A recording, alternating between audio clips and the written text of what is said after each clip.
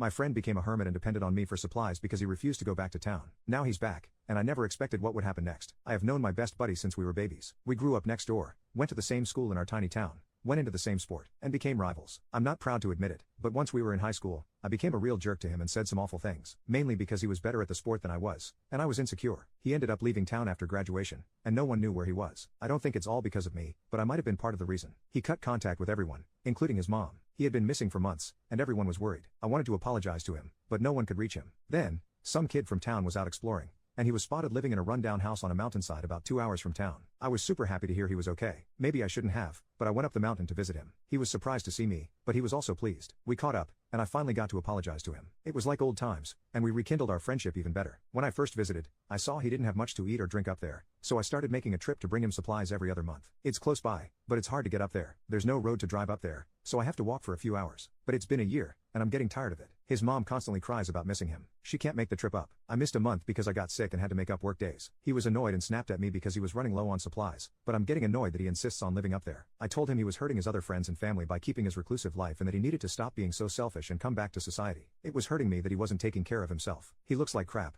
and I always worry about what shape he'll be in when I arrive next. I also told him I was getting sick of climbing a mountain every 2 months. He told me he didn't ask me, and I volunteered to do it. I told him okay, I would stop because I didn't want to enable him to keep living away from everyone. And I haven't been back up the mountain since. I feel really bad. Everyone in town tells me I should resume bringing him supplies and the gifts they make for him because everyone knows when my trip is coming up. He's kind of a local hero from our sports days. They're saying I'm being a jerk, but I just want him to come back or at least move to somewhere more hospitable. And I feel like if I continue bringing him stuff, he won't. Small update. I went to celebrate NY with some of my friends. I'm trying to convince them to do a group visit with me in a few weeks. I told them the only way I'd go back up is if some of them came with me. I didn't want to go again, but I will if other people are with me. I'm hoping that if they go once, they'll take the initiative and visit alone, too. Or better yet, we can all convince him to come down. They seemed vaguely open to it, but I'm unsure if we want to do this or if they are just humoring me to shut me up. Update 1. I went back up the mountain with my friends, but I didn't bring supplies. We all tried to talk to him to come down, but he refused. I was pretty disheartened, but he made his choice, and so did I. I told him I wouldn't be back, but if he ever wanted to come down, my door was always open. About a month later, I was surprised by a knock on my door. I opened it, and it was him. He was thin and dirty, but seeing him off the mountain made me happy. I got him cleaned up,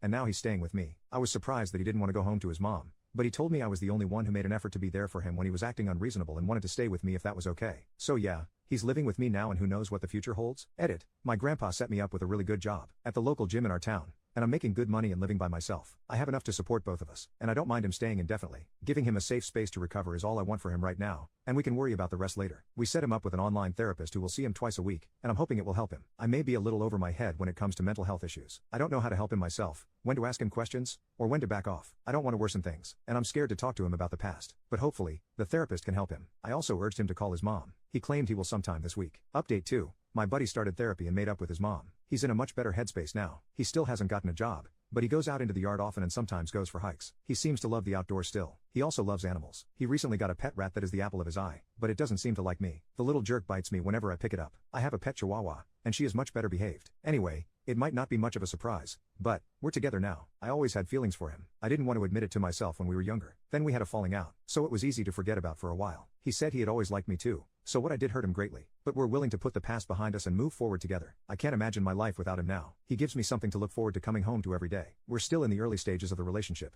but I hope it will last. We're taking a vacation to Hawaii soon, courtesy of my gramps, so getting out there and experiencing the world beyond our town will help bring him out of his shell.